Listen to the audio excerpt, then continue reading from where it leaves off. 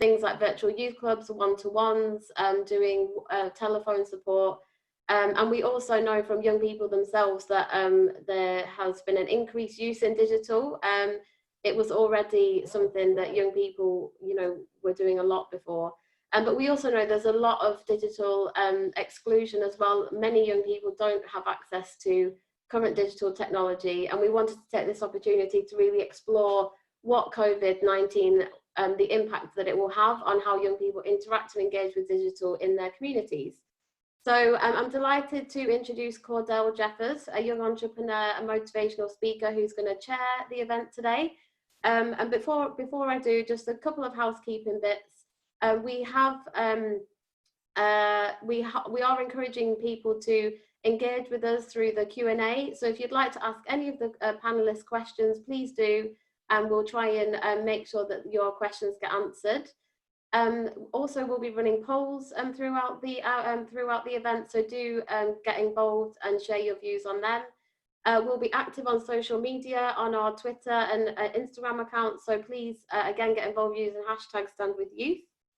Yeah, and thanks again for joining. We've had over 150 people registered for the event, so we're really pleased that young people, youth organisations, and lots of different people from different sectors have joined us today. So over to you, Cordell.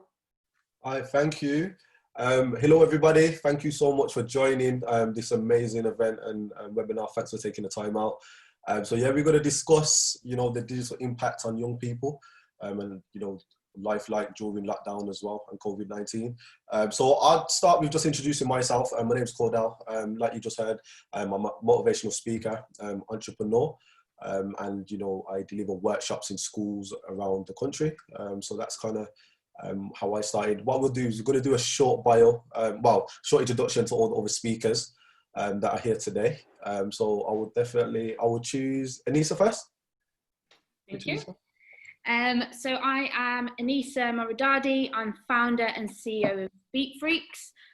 Beat Freaks is interested in young people getting their share of power and doing that creatively. So we work with brands, governments, funders to help them access young people, to work with young people, and together to shape a better world. Really excited to be here. It's my first Zoom panel, so please be kind.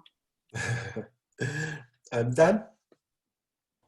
Hi, I'm Dan Barton. I'm down in Devon. So I work for a youth service. So you recognise it as a youth service, youth clubs.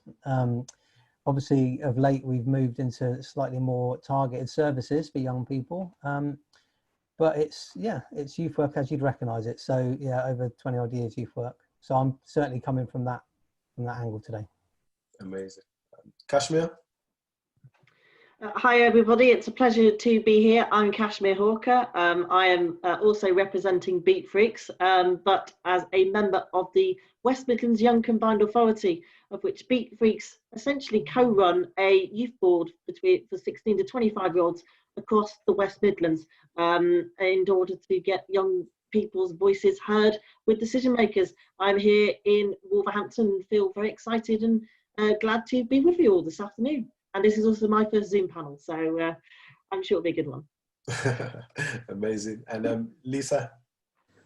Hello everyone, I'm Lisa Hughes. I'm the strategy director at Coca-Cola European Partners. So that's the organisation that takes the Coke's magic syrup and puts it in bottles and cans and sells it all over the country. So pleasure to be with you, and hopefully I can offer you some perspectives on how business are thinking about some of these challenges we have with COVID and some of the new business models being created in a digital world.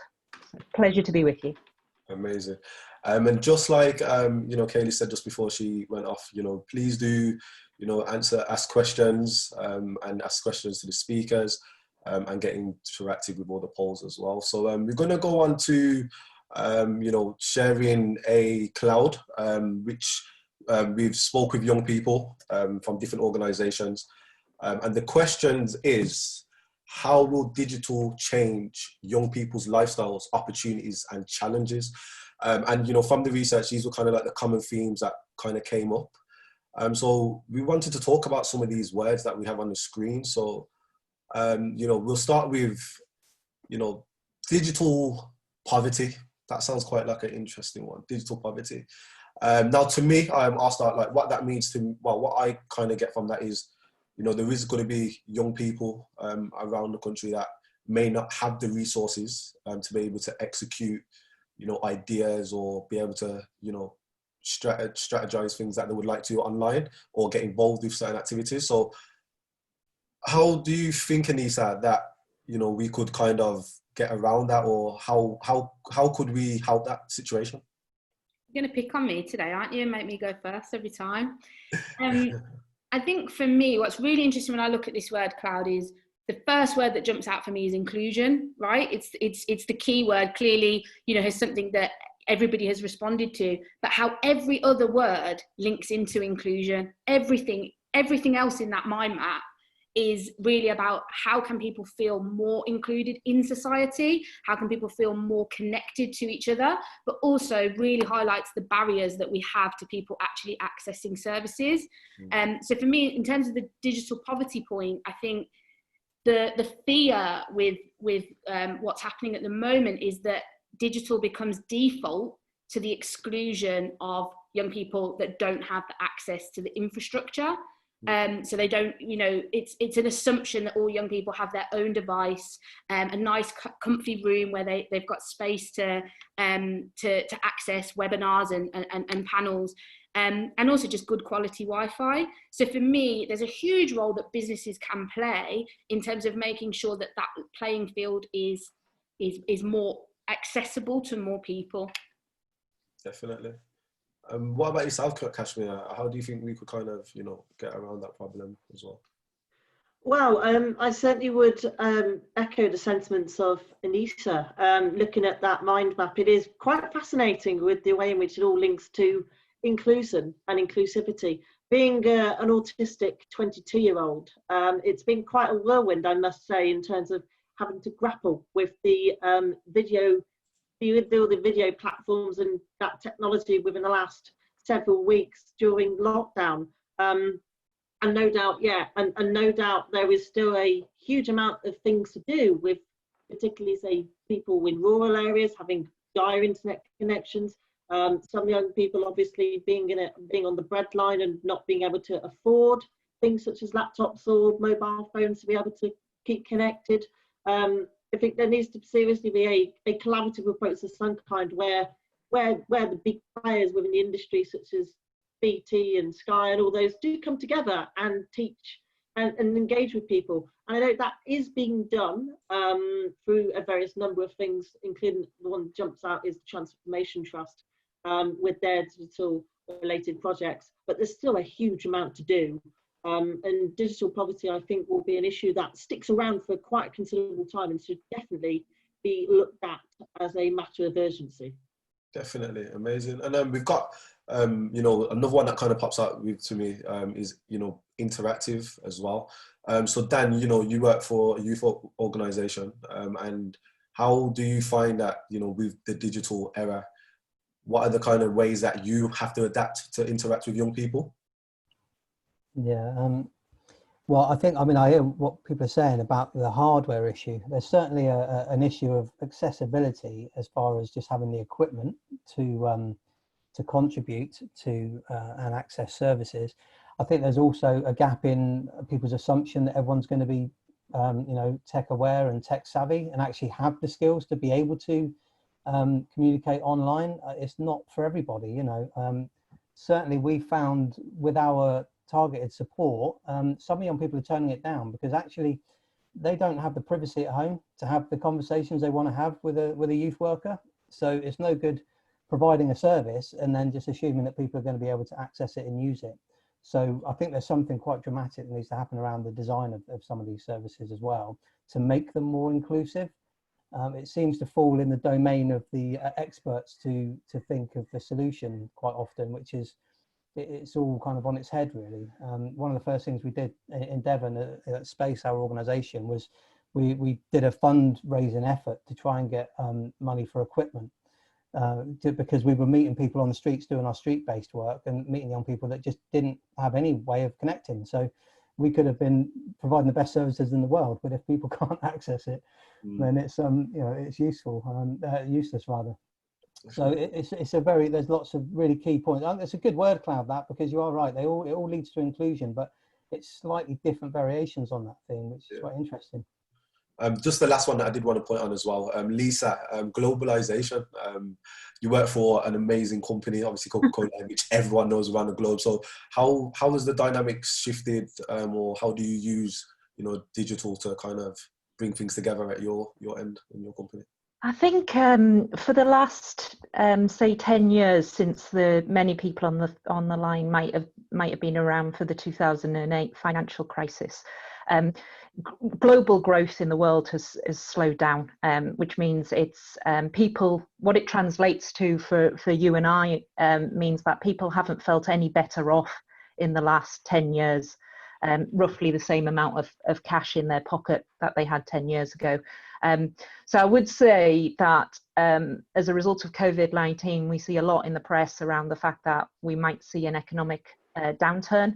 It won't be as long as 2008, but it might happen for 2 years.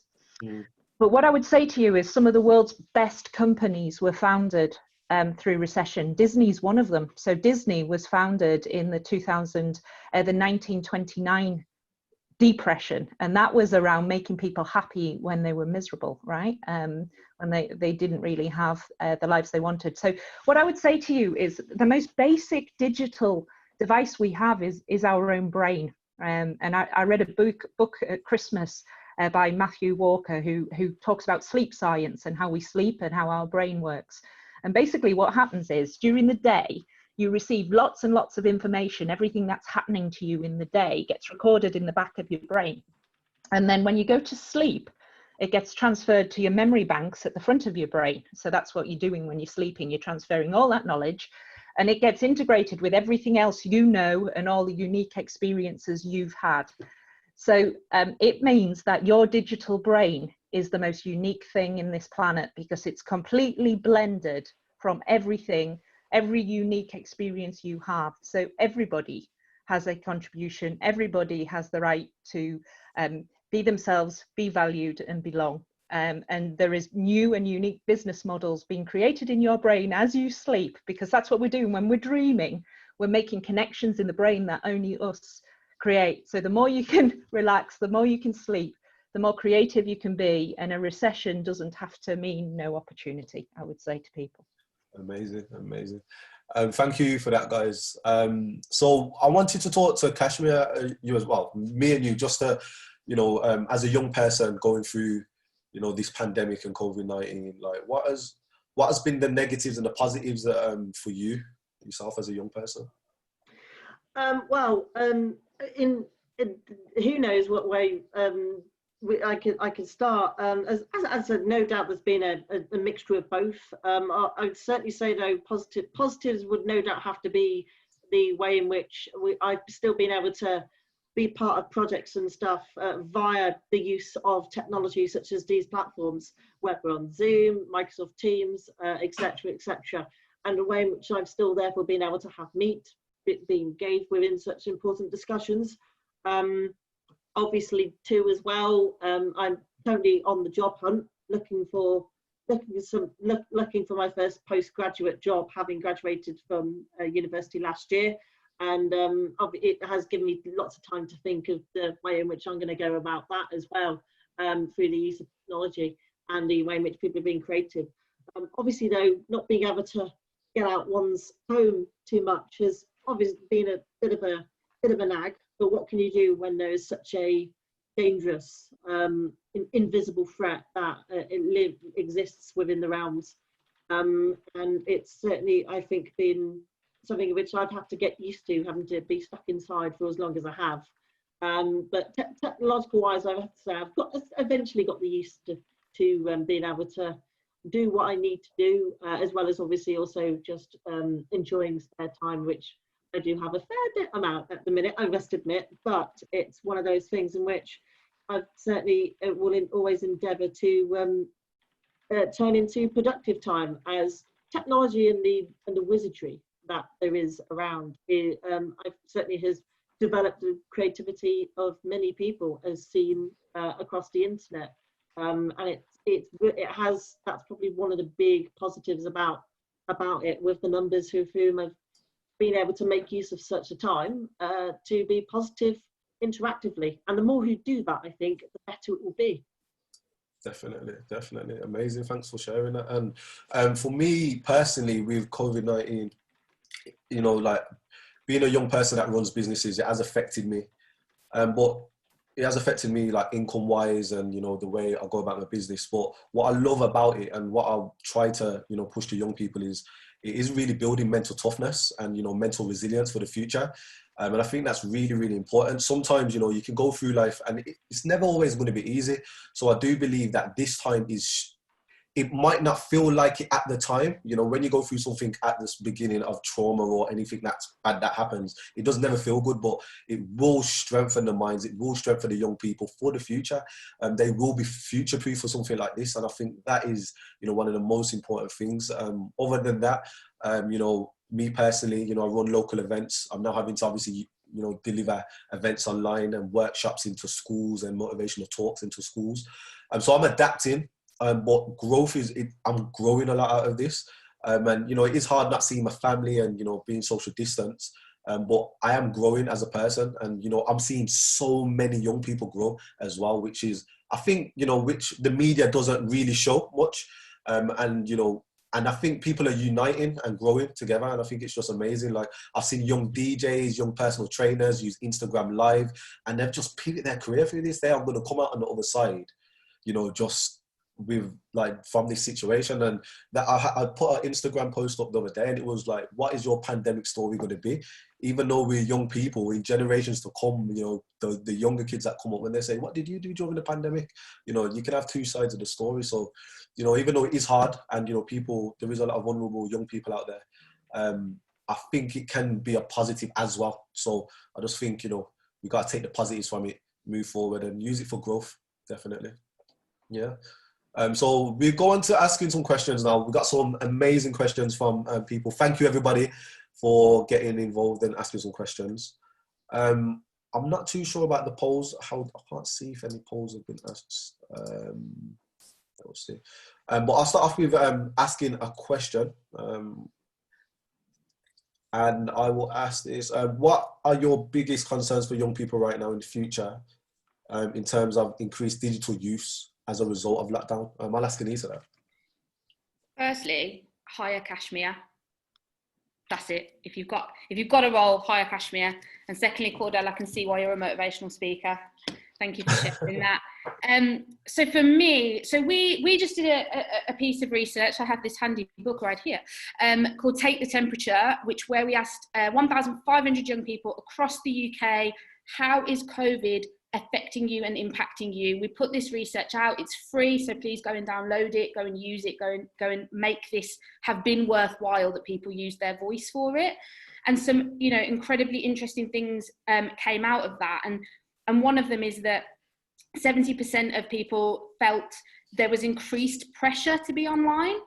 So actually the FOMO is increasing because more things have, you know, and you've seen this across sectors, everyone's gone, get the content up, and all the marketing teams are kind of going, and I think, so this, you know, intention to want to deliver useful content to young people is actually overwhelming them and is isolating them. And that paradox with young people being the most connected generation, yet the loneliest, you know, is really kind of coming into focus. There's so much kind of in there around kind of young people feeling more worried than usual. 83% of young people feel more worried than usual. 65% of them are really worried actively about their mental health. We're seeing a slight slant towards more females being more anxious. But for me, the worry is that it's really emphasised that young people are not in control of their own narrative. And I think that's kind of what you were saying, Cordell, like young people are being spoken about, but they're not being spoken to. You know, the narrative being that young people aren't socially distancing. Actually, our research says that they really are. Young people are, you know, concerned about themselves. Actually, young people are mostly motivated by being a good citizen and by wanting to support people and keeping them safe. And I'll leave you on this. 92% of young people that answered this said this could be a turning point and a moment of hope for the future. And that, for me, doesn't directly answer your question, but I'm going down the politician's route here.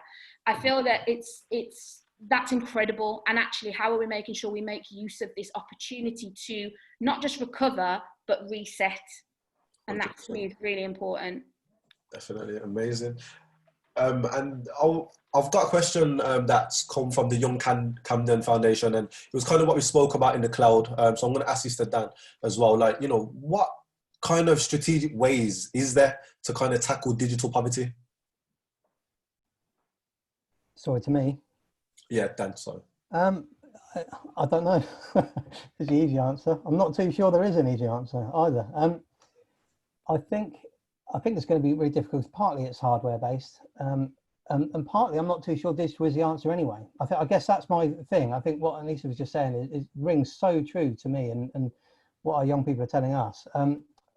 We know what digital does well. It does new and it does shiny, and it makes everything look really incredibly interesting and very attractive. And I think we're generally like moths flying towards the bulb. And we're just like, oh, look, new, and it's amazing. And I don't know if we stop to actually think whether is it good for me to just fly straight into this bulb? You know, it seems pretty bright. So what I think is that we do have an opportunity now, I think, to have that reset and actually to think, what is the place of digital? Like, where does it actually fit? Because clearly what it doesn't do is make people happy and less lonely, because we can see an increase in that for young people. So clearly there's areas where we are maybe looking for the solution in the wrong place. So I'm not too sure if we by magic get all of a sudden, you know, 4 billion laptops delivered to every person on the planet, all of a sudden we'd all be happier and more connected. And so I'm not too sure that the connectivity in itself, it's definitely part of it, of course. As far as strategy, I know there's an awful lot of money and an awful lot of people's pockets that quite like the fact that people rush towards the rush towards the bulb and don't stop to reflect and look at the new shiny things and buy new shiny things, you know. So maybe there's a lot of money in some pockets that could be used to redistribute some of the hardware. But again, it's about power, isn't it? I know, Anissa, you were talking about power, and whether that's a good thing to actually say to people, you've got equal standing here. You've got equal access, you've got equal rights for a comment, you've got equal rights to design an app, you've got equal rights to get on a platform. You don't need our billions behind us kind of pushing certain whatever. So again, you know, we're trying to keep the politics out of it. It's quite a complicated thing, I think, we're discussing here. No, definitely, 100%. And you know, this is another question from the Q&A. It's a bit of a kind of a wide question. Can digital youth services, can digital youth support services, would it ever replace face-to-face? Do you think the digital, I'll ask Lisa this question. Do you think digital will ever replace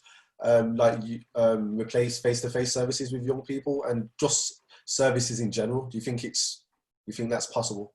Yeah, so a bit like, if I link a couple of things together, our last question and this one, my biggest worry for people is that the economy is going to be in a downturn for the next 2 years. So that's a worry. We think unemployment might get to 9-10%. So that's a worry. But if I think about the jobs for the future and we talk about digital, you know, we used to talk a lot about the big jobs being the people who develop artificial intelligence, so AI.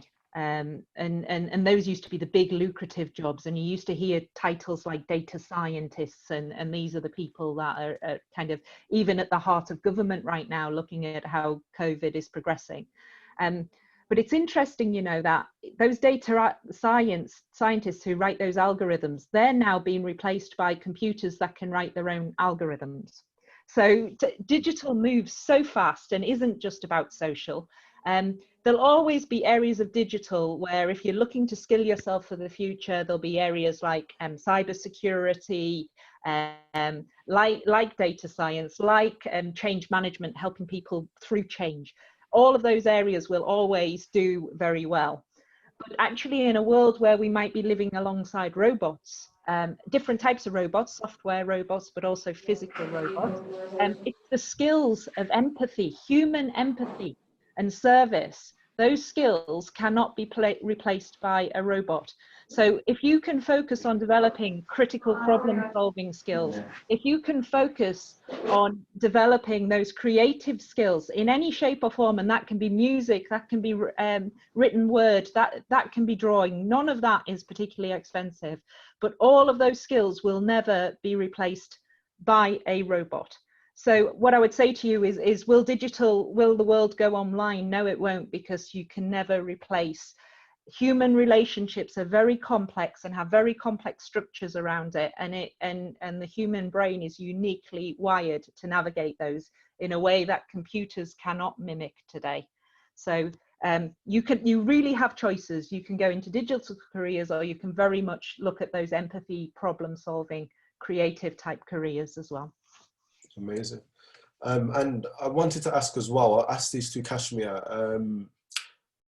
how do we need to work differently to ensure that young people have the skills to access digital? What changes would we need? Like, what do you think we would need to do to upskill younger people in this kind of digital era? Well, firstly, thank you, Anisha, for your glowing comment, and I certainly hope that I will certainly take that on board and throw myself out there even more. Education. I think that very famous phrase from 1997 should be at the heart of it, essentially. I think it's crucial more now than ever to ensure that every young person has the best possible education relating to digital and technology and all the rounds about it, as it's getting more complex by the term, and obviously as well the numbers of jobs which are being lost from humans to robots and automated things is on the increase, and to note that feels extremely alarming. Obviously, that as rightfully said, the number of humans will never be outnumbered by the number of robots, but there is a danger that if people aren't told as to what is what, if I say IT lessons aren't beefed up in school or in colleges or wherever, then I think there could certainly be there's certainly a risk of damage, of there being a massive skill shortage within not just creative technologies but many industries as a whole, which do actually rely on digital natures more than ever. Yeah, definitely. Odell? Yeah. Can I come in on that as well? Of course you can. Please. Just on the kind of, digital skills and kind of education within young people, I think one of the things that struck me is how almost overnight we became hyper local citizens. So loads of people were setting up WhatsApp groups on their street. Not that anyone on my street invited me, but that happened around the world. And then we also became global citizens. So we were instantly connected across the world through social, through, sharing against kind of this big thing that was happening. And I think for me, like, this concept of what does it mean to be a citizen online? What is digital citizenship? There's a project and program that we run with Google and YouTube. Actually, UK Youth is one of the partners on, which looks at this. It trains young people in what does it mean to understand fake news? What does it mean to understand emotional manipulation, filter, echo bubbles, filters, the different sides to every story. Like, that level of trying to think about how we actually relate to each other and take care of our world now that we are doing most of our connecting online, I think is something that we need to place a lot more focus on as a society. 100%, definitely. And another question that's been came in, thanks for this question, Gemma. It's a big concern for us is engagement and not knowing how some of our young people are doing. So Dan, how do you feel about that? It's a real worry, actually. I think in some ways, what we're finding is some of our kind of, I would say, 15 to 18, 19-year-olds are actually doing okay because they've got some relatively good social networks, and they're able to kind of have a little bit of of peer support.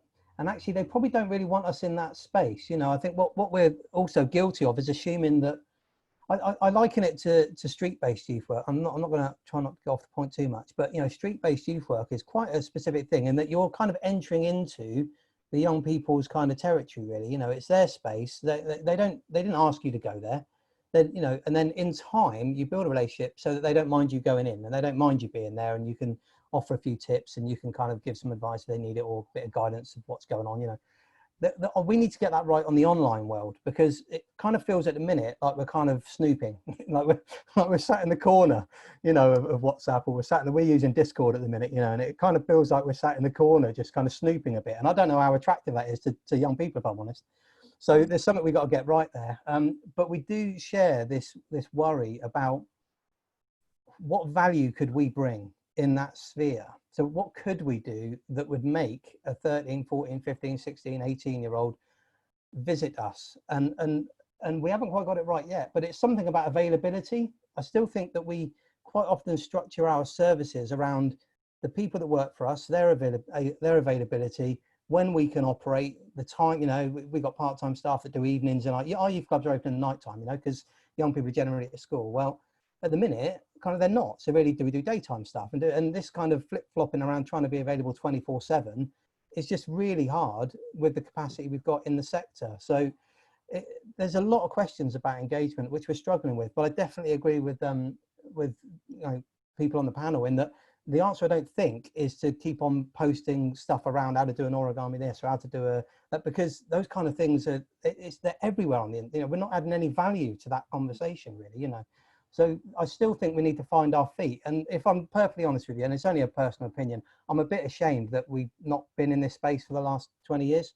I still don't know why it took a global pandemic to knock everything out for us to actually do what we probably should have been doing anyway as a sector, which is be far more engaged and far more available to young people in that online thing. And that's only coming from my personal kind of thoughts, really. But I do share that, the person who asked that question, I do share their concerns about engagement and what it would feel like to get meaningful, like to maintain a meaningful relationship with a youth worker online, and what that might feel like for someone.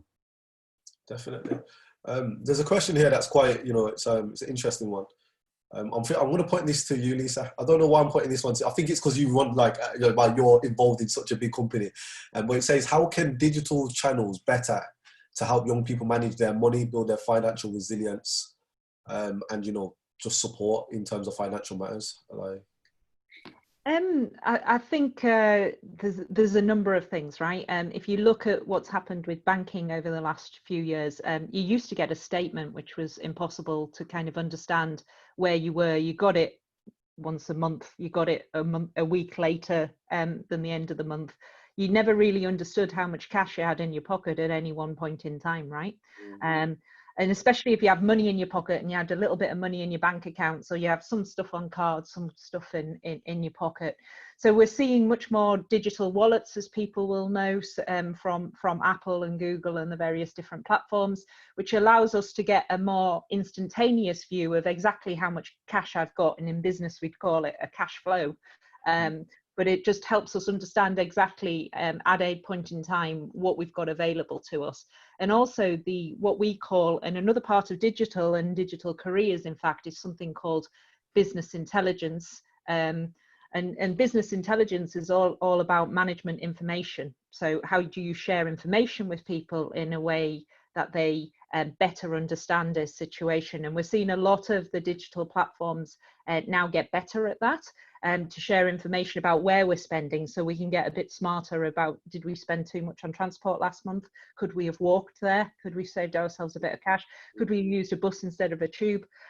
So some of those things are a bit more difficult now, given the current crisis. But I think that visibility is the first step to helping you, putting everything in one place so that you can see what's going on, and then the intelligence to help you better manage that cash going forward.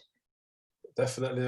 I think for myself, you know, just being in this, obviously you get more wary of what you're doing now. You got more conscious on, you know, your movements and stuff like that. And just a simple thing, you know, like, obviously, you know, I'm a bit cautious about where I'm eating and stuff now. Obviously, with everything going on, you get into that panic. So knowing that I have the discipline to actually drive past KFC on a daily basis without jumping inside, has helped me a lot. So I know I have the discipline and that mental resilience to actually say, you know what, let me put that tenner in my pocket and put it towards something productive instead of some fried chicken. But, you know, that's how it is. I think you're so right, Cordell, and we're seeing actually something called consumerism, which is, you know, people buying a lot of consumer goods, as you say.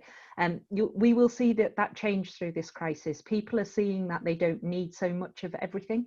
Yeah, And a lot of people have actually managed to save some money through this situation because, you know, they haven't been going out and spending cash in different ways. So I think we will see people return to only buying what they need, sharing what they need, cutting down food waste, and getting behind some of the big agendas that have been slightly quiet on sustainability and CO2 and things like that. I think that will come to the fore again as we start to see some easing of the lockdown restrictions. And it's important it does, because we need collective action on some of those big topics. And Anissa, what role do young people have to play in co-creating the solutions for the future, and how can they do that? So firstly, I thought you said Anissa at the last question, so my face was going really weird because I was like, oh my God, he's asking me about financial tech. And I just want to explain, Lisa, I thought you said Anissa, so I was going like this. I just really wanted to explain that. In terms of your question, young people co-create in the future, I mean, I've built a whole business, a whole purpose, a whole life around that very thing. This is exactly why I get up in the morning, is because I think that young people are equal stakeholders, not just now, but in the future that we're building. And so this thing, like a pet peeve of mine, is the future generation, right? Like they're here now, they're doing it, they're impacted, they're affected. And actually one of the things that we called for in this research that you may remember I plugged earlier was that we need a national young person's task force, that every single task force that the government has set up needs youth representation, because there isn't just youth policy. Every policy affects young people. So, you know, from a government level, we're calling for young people to be involved in each area of reset and recovery, but also the work that we do with businesses and brands. And Lisa, you know, what you've just talked about in terms of imagining new models, new ways of working, we call that becoming institutions of the future. And we think that you can't have these institutions of the future unless you unlock the innovation and the creativity of young people today. And so for me, the whole thing comes hand in hand, empowering, equipping and listening to young people, giving them the platform, and also making sure that businesses grow in a sustainable, ethical, democratic way. Those things are the same thing. So, I mean, yeah, I could not be more passionate and you know, maybe I just believe my own rhetoric, but I do believe that it's an incredibly important point that young people co-create now and the future. Definitely, man. Go ahead. Can I come in on this? Yes, and just to say, here in the West Midlands, I know us within the Young Combined Authority are essentially being given that opportunity now to be a part of that process by being on the West Midlands Combined Authorities coordinated recovery group, linking into a citizens panel, which is being led now, as well as we are also in the throes of devising a Q&A session with the West Midlands Mayor, Andy Street, and the Deputy Leader of Birmingham City Council, Bridget Jones. And they have, and the relationship that Beat Freaks and all of us on the Young Combined Authority have with the TA, I think is a very good example of the way in which co-production and participation should be at this time, knowing of the ultimate impact, the biggest impact of COVID is going to be on us. Definitely. And just to back that as well, like, you know, I like to say that I'm an advocate for young people, especially from, you know, urban inner city communities. And one of the things that I try to challenge as much as I can as well, you know, I've thought when I was a bit younger, I was very disengaged in the education system, and, you know, I found it quite tough in the education system, and ended up leaving without no GCSEs and stuff like that, and, you know, being excluded. And my thing is, I would love this to be a time to challenge the education system, as I think it's quite outdated.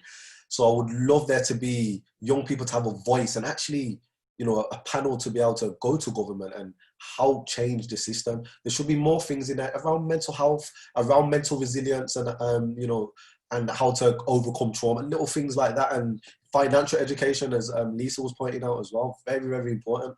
Why don't we learn how to build credit files and stuff like that in school, enterprise, and how to develop? I think it's a one-way system. Obviously, there's many people, it's an opinion of mine, but I think it's a one-way system, and it's kind of like a one-hat-fits-all.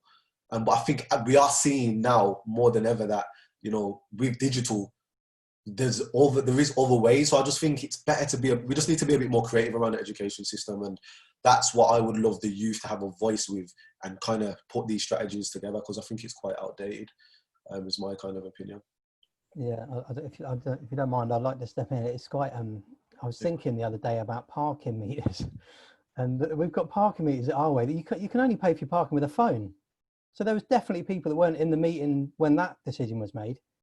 Because it just seems ridiculous that someone would come up with so it's just a concrete example. If you don't have people in the room when those decisions are being made, then massive sections of our population are just excluded completely. So yeah, I'm a big fan of co-creation. I actually also just quite like letting people just design stuff as well. Even the co-design thing is a little bit like, it still implies that there needs to be a bit of hand holding, or a bit of, we need to allow people to have, I think there's slightly more of a driver that we should maybe just take our hands off the steering wheel for a bit, and let people come up with things that hasn't been mandated by some policy somewhere, or by some panel somewhere, or it's just something that organically grows out of a movement of young people that take charge, rather than it be so. But that, again, that's just my little thing. Yeah, it's fascinating, isn't it, that people still, I struggle sometimes, because we clearly have seen in the last 8 weeks since we've been, or however long it's been, that people can connect online and make decisions if they have to. So the technology has always been there. It's always been within the power of people to include young people in decision making, co-design. It's always been there. It's just not being used. It's not being utilized. So we need to ask ourselves, why is it still a bit of a closed door for some young people to get access to these conversations? 100%. And I think you said it earlier, Nisa, like, the narrative is we're speaking at them, we're not speaking to young people, or young people are not being able to share their voice. And I think it's incredibly important, if we want to be able to kind of lift up the economy, that young people have need a massive part to play in that, man, definitely. And I think that's important. How does that work? What about with you, Lisa, at Coca-Cola? Is there how does it work in terms of young people maybe having a voice in such a global brand? How does it work there? We have multiple ways of engaging with what we call our shoppers and our consumers. So people who buy our brands and people who ultimately drink our brands. But what I would say to you is, I always think of innovation as being, you don't have to have a brand new idea, but you do have to meet a need. So you either have to solve a problem or a new need. And when you do that, innovation, somebody once described it to me, and it really stuck in my mind, was the combination of two previously unconnected ideas. So it doesn't have to be completely original thought. It just needs to be combining something in a new way that people haven't done before. And I think there's a lot of co-creation we could do with younger people around some of that, especially when you're thinking about new business models and new ways. And for us, for Coke, it's about consuming drinks, but just in general across business. I think some of the biggest companies in the world were founded by young people. Let's not forget that. And I think it comes back to what you were saying at the start, Cordell. It's really about having the resilience and the persistence, and identifying either an unmet need or a problem that needs to be solved, and then creating the system of people that you need around you to make that a success. And that's where you need some help navigating, and this is where companies can help. With mentorship programs, and we work with UK youth on a Reach Up program, but that's around helping people navigate what additional skills might I need to get my idea off the ground. And I think that's where you should really look to the help of experts to help you shortcut some of that. Definitely. And I think for myself as well, like I said, being so, when I was younger, having quite a lot of trouble in the education system, And, you know, like I said, leaving school without no GCSEs, that was kind of like a big thing, especially from a family, you know. But I was able to get back on track and everything like that. And now being a speaker and, you know, going around schools, it's quite funny because my school that kicked me out actually invited me back to speak to the kids and do workshops there. And now they have like pictures, you know, around of the around me. And obviously it's a different infrastructure as it was before. But, you know, I'd done a staff training a few months back in London, and it was about, you know, how to find potential within young people that may be challenging the system. And giving them more, you know, if you see, you know, young people that are more vocal, you know, they call it disruptive, but maybe we just give them a bit more of a voice and a bit more leadership qualities within the classroom or within society, and just develop them that way. Let's not take their skills, like mine was, you know, I was a chatty mouth in class, but now I'm able to, you know, speak around the nation being a chatty mouth. So, do you know what I mean? So it's about developing these skills as well for young people that, you know, that we kind of misinterpret at times as well. Definitely. I'll put a question out to, you know, the group. There's a question on the Q&A. It says, can we share some thoughts about the risk of digital youth services and how to tackle them? So some of the risks that they may have from like on a digital perspective. Whoever wants to jump in there. I'm happy to, because we've been exploring that ourselves. If everyone's happy, I'm aware I'm just probably talking a little bit too much, so I'll say this and then I'll stop. It's not without its risks, that's for sure. You can't police the internet, can you? And we're only ever a couple of clicks away from seeing something that you can't unsee. And people are predatory, or some people are predators wherever they are, you know. And we've seen exploitation move online more. We've seen the county line stuff move online, you know. So we've seen a trend in it's almost like a battle in us against them. I think it's difficult. When I was working, I worked with some colleagues in Finland and Estonia a few years back, and they had online youth work platforms, and they were very free. I mean, they weren't as risk averse as I think we are. You know, it's definitely not without its risks. But I guess it's if I think again around the analogy around street-based youth work. You know, if I go to a skate park, and those young people are in that skate park every evening anyway, and I don't know what they're getting up to. But they're learning from their mate who's a little bit older than them in the skate park about contraception as an example. Or did you know if you take it out in time and all? So they're learning stuff, right, with or without me being there. If I can go there for a night a week and give them a couple of hours of sex education type stuff, which is based in some kind of factual way around consent and around all that stuff, then I've got to think that that's better than me not being there for those 2 hours a week. So I guess in relation to managing the risks online, at the moment, our organisation in Space are kind of thinking that it's probably better that we're there in some context than not at all. And we're not letting the risks stop us from engaging people online. Definitely. Amazing. And I just wanted to wrap up on it quickly with a question that, you know, we could get a point from each person. You know, what key recommendations or actions you know, will you commit or will we commit to ensure that, you know, conversations continue and actions, you know, do take place? Like, you know, things like what's happening now with the conversation and or things like that. So I'll start with Kashmir. At what point do you think we could do to continue this narrative of, you know, helping this, you know, digital era and stuff like that? Well, there could be a number. I think obviously the key one is engaging as many young people as possible in whatever ways they go, knowing that I've had such opportunities in the past to be able to speak with or engage with politicians, having been a former member of Youth Parliament and a youth councillor, and now obviously being amongst the West Midlands Young Combined Authority. I think it's really all about ensuring that voices can be heard in as many ways as possible. And knowing, as I mentioned earlier, we are planning a panel with the West Midlands Mayor, Andy Street, who has a very powerful position and a very big remit, does give me hope that voices are continuing to be heard on a bigger basis. And I, having individually, would certainly want to go away from this thinking on that way, and not just speaking to friends, but trying to put out into this kind of audience that there is a platform to be used here, and being able to use it by engaging with those at the top so they directly hear our stories needs to be a big actor going forward. 100%. What about yourself, Anissa? What action steps can we do to continue the conversations and stuff like that? So I think kind of, I guess for me personally, it's taking things like the research that we've just done and making sure that we do something meaningful with it, closing the loop, telling young people what's actually happened as a result of using their voice. Otherwise, young people get very fatigued, constantly being asked, but never actually being told what's happened.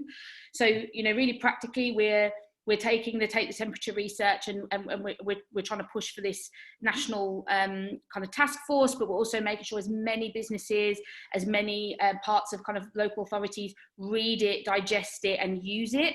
And sort of second thing I would say that we do, and I would encourage other people to do, is to take an intersectional approach to young people getting power, understanding that there are many factors that play into each other, that not all young people start with the same level of power. So in order to give them and make sure that young people raise their voice and have a say, you need to understand that there's different barriers. Not all young people are the same group.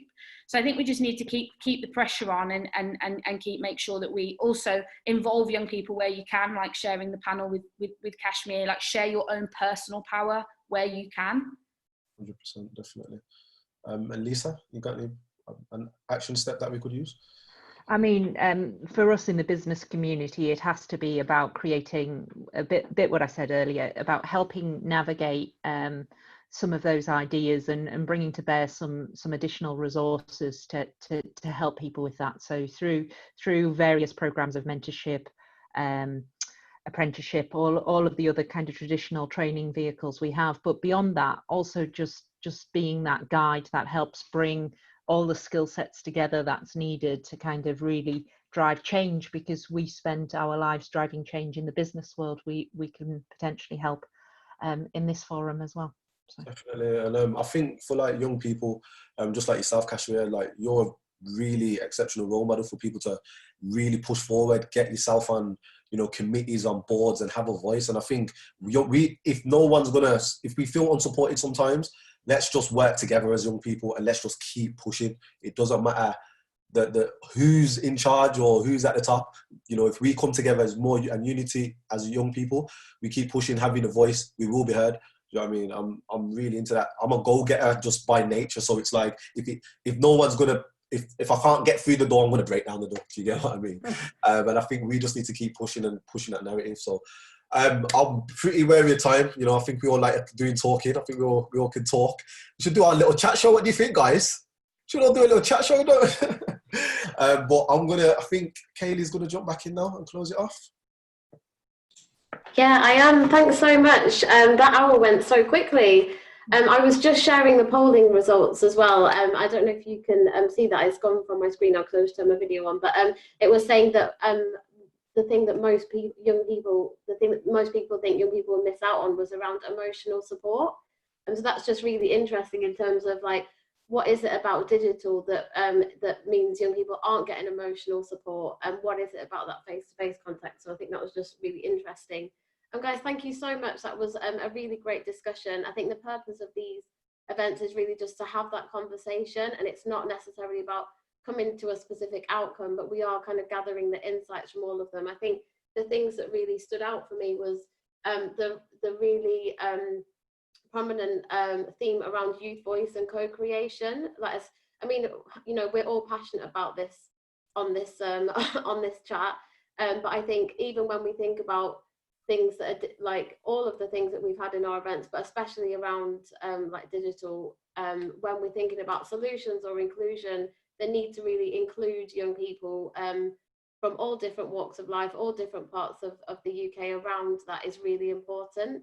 And I also really liked the sort of talk about innovation and you know, not necessarily how, well, Lisa, your point about creating how you bring two ideas together, and Dan, your point around actually just giving all the power to young people or your consumers or whoever you're trying to serve, and handing that over. I thought it was really interesting. Thanks so much for everyone who's asked questions in the chat. It's been really fantastic to see so much engagement. Thanks for taking part in the polls. We'll be continuing the conversation on social media, so do get involved in that. And again, I'd just like to say a massive thank you to everyone on the panel for taking the time today. Thanks so much. We'll be here again next week with looking at the theme of safer communities. So join us again next Wednesday, and take care, everybody. See you all soon. Bye, take care. Cheers. Bye. Bye, bye, bye.